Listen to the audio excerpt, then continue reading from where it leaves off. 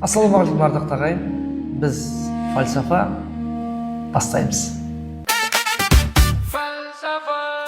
Жас пен жас қылжақтасса, ол әзілдің әңгімесі.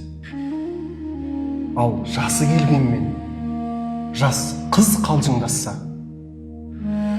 ол әзілдің әңгімесі.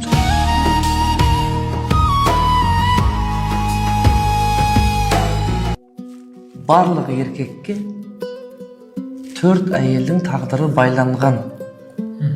Біріншісі анасы, екіншісі адал жары, үшіншісі қарындасы, төртіншісі өзінің қызы. Ал көп еркек екіншіге серік қосқысы келеді.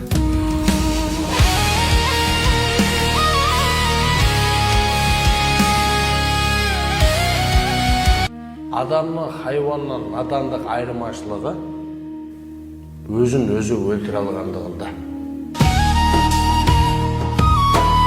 Жұбайлық ақ төсегінде өмір бойы екі қатын болып жатпау үшін өсек пен ғайбаттан алыстау еркек таңдау керек.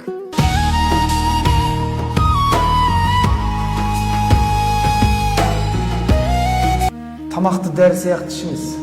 Тамақты дәрі сияқты ішпесеңіз, дәріні тамақ сияқты ішуге тура келеді.